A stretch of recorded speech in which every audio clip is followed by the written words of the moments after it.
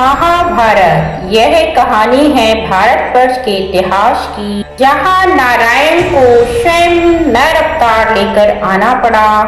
जब किसी युग में पाप चरम पर होता है, तब युग निर्माण के लिए नारायण को स्वयं पृथ्वी पर अवतरण होना पड़ता है।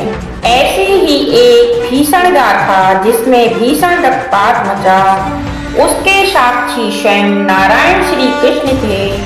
और इसी भीषण रक्तपात के बीच श्री कृष्ण नारायण ने अपने श्री मुख से जीवन जीने का ज्ञान गीताचार के अमृत के रूप में मनुष्य को प्रदान किया। जब जीवन की अनेकों गाथाओं का संग्रह इकट्ठा होता है, तब आगाज होता है महाभारत का। महाभारत की चिंगारी का आगाज तो उसी समय हो गया जब इन दिव्य आत्माओं का शोषण हुआ। में विशेष आत्माएं थी अम्बा, अम्बालिका, गंधारी, कुंती, द्रौपदी, ऐसी अनेकों पुण्य आत्माओं का इस युग में शोषण हुआ। आदि अनादि से इतिहास गवाह है, शोषण से विद्रोह उत्पन्न होता है और विद्रोह से महाभारत। इसी महाभारत ने अपनों का भीषण रक्तपात मचाया। इसी भीषण रक्तपात के बीच विषाद विक्षत गंधारी का करुण रुदन, श्री कृष्ण और पांडवों को दोषी मानना। जब भीषण रक्तपात के बाद युद्ध समाप्त हुआ, तब श्री कृष्ण गंधारी का महान दुख हरने आए, तो क्रोध से भरी हुई गंधारी ने उन्हें श्राप दे डाला। कृष्ण, जिस प्रकार तुम्हारे होते हुए हमारे वंश का नाश हुआ, ऐसा ही नाश तुम्हारे यदुवंश का होगा। सब आपस में लड़कर मरेंगे। श्री कृष्ण मुस्कुराए, माता, मुझे आपका श्राप स्वीकार है, क्योंकि वह स्वयं नारायण थे। वे अनंत थे, उनमें अपने पराये का कोई भेद नहीं।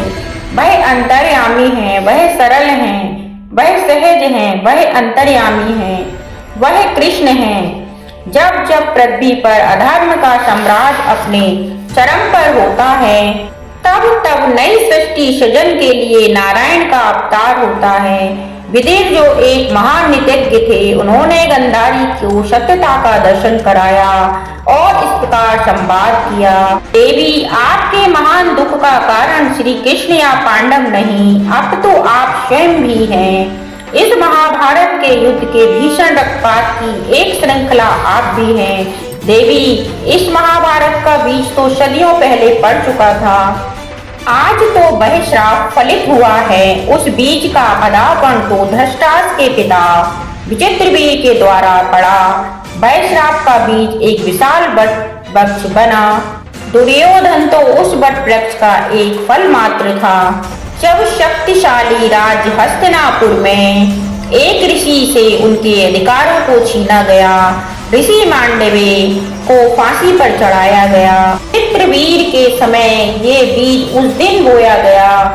महर्षि मांडव्य को निर्दोष होते हुए सूली पर चढ़ाया गया था।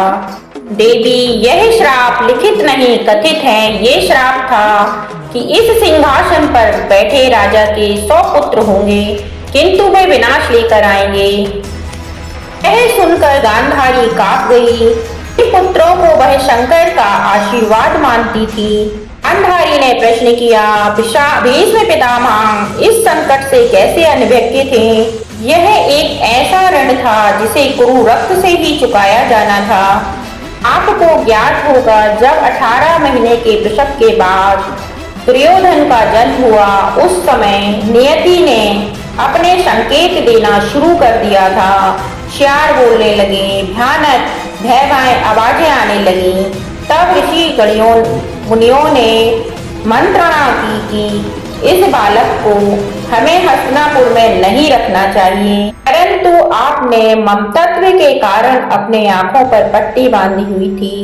एक पट्टी आपने आंखों पर अपने पति के सम्मान में बांधी, दूसरी पट्टी आपने अपने पुत्रों के मुंह में बांध रखी थी। मैं आपके त्याग का विरोध नहीं कर रहा, जो आपने तो इस महायज्ञ में एक पूर्ण आहुति अपने जीवन की दी। मांडव्य के श्राप में एक गुप्त विधान यह भी था जो महर्षि मांडव ने धर्म के लिए छोड़ दिया था। श्राप यह था कि कुरुवंश अपने अहंकार के कारण नष्ट होगा, किंतु कुरुवंश की कोई महारानी सबसे बड़ा सुख अपनी दृष्टि का त्याग कर दे तो वह तब एक कवच का कार्य करेगा। वह अपने पुत्रों को कुछ काल तक बचा सकेगी। आपने जो महान प्रतिज्ञा की उस विधान को पूरा कर दिया। जिस समय आपने अपनी आंखों पर वह पट्टी बांधी उसी समय वह श्राप बंध गया। यह सुनकर गांधारी को एक महान गर्व हुआ। उनके इस महान त्याग ने उनके कई वर्षों तक 100 पुत्रों की रक्षा की। उन्होंने रुदन किया कि मेरा तब इतना शक्तिशाली था तो वह इस तरह क्यों मारे गए, मेरा वह कवच क्यों विफल हो गया। विदुर ने कहा, श्राप को तोड़ा नहीं जाता बल्कि अपने पुण्य तप से टाला जाता है। आपका तप अखंड था, किंतु उस श्राप को प्रचंड वेग को उस समय चिंगारी मिली जब आपने पुत्र मोह में अधर्म के रास्ते चल रहे दुर्योधन के लिए उस समय के लिए वह पट्टी खोली तो सर्वप्रथम वह तपस्या रूपी दिव्य दृष्टि अपने पुत्र दुर्योधन पर डाली, जिसके शरीर अभेद हो गया, वज्र का बन गया। किंतु श्राप की नीति ने अपनी चाल चल चुकी थी। उसके पूर्ण जब दुर्योधन नग्न अवस्था में आपके पास आ रहा था तब प्रारब्ध से वह श्री कृष्ण के पास से गुजरा कि यह अवस्था देखकर तब श्री कृष्ण ने उसे मर्यादित रहना की शिक्षा दी। प्रारब्ध देवीय विधान की नीति भी नहीं बदल सकती। तब दुर्योधन जो कि अपनी विजय में खोया हुआ था एक केले का पत्ता अपनी जंघा पर बांध लिया। आपका सुरक्षा कवच भी उसे भेद ना सका और नियति ने वह कमजोर कड़ी खोज ली। आपको पूर्ण होने का अपना मार्ग मिल गया और अंत में भीम की गदा का वज्रपात उस जांग पर हुआ। सभी देवीय विधान थे जो एक माला में मोतियों की तरह घटनाक्रम से परोए गए थे। अब गांधारी महान दुख से शोक संपन्न थी कि उनके पुत्रों के विनाश का कारण श्री कृष्ण व पांडव नहीं, अब तो उनका अहंकार था। के विनाश का कारण उनका चुनाव, उनका किया हुआ अधर्म था। उस श्राप की सबसे बड़ी नियति यही थी कि धर्म स्वयं अधर्म का पक्ष लेता प्रतीत होगा। भीष्म, युधिष्ठिर जो साक्षात धर्म का ही प्रतीक थे, उन्होंने कभी विरोध नहीं किया, अधर्म को रोका नहीं, कड़े फैसले नहीं लिए। द्रोणाचार्य जो स्वयं धर्म के ज्ञाता थे मोह में फंसे रहे। दानवीर कर्ण किसी याचक को भी लौटाने ना वाले, वह भी मित्र मोह में फंसे रहे और उन्होंने मित्र मोह में धर्म के विरुद्ध शस्त्र उठा लिए। भरी सभा में एक तपस्विनी दिव्य कन्या का अपमान हुआ, लेकिन सभी शक्तिशाली लोग वहां मौन बैठे रहे। भीष्म अपनी प्रतिज्ञा में ऐसे बंधे कि सिंहासन के प्रति अपना सम्मान व्यक्त करने के लिए सदा मौन रहे। उस श्राप को पूर्ण करने का केंद्र आप भी थी। विदुर ने कहा, आप सत्य और धर्म से बंधी थी, सभी ऋण से बंधे थे। आपने एक महारानी के अधिकारों का उपयोग नहीं किया। भरी सभा में अपने पुत्रों को द्रौपदी का अपमान करने से नहीं रोका। आपने अधर्म को पुष्ट किया। आपकी चुप्पी को आपके पुत्रों ने आपकी मौन स्वीकृति समझा। इस प्रकार विदुर जी ने गांधारी को सत्य के शिखर पर खड़ा कर दिया।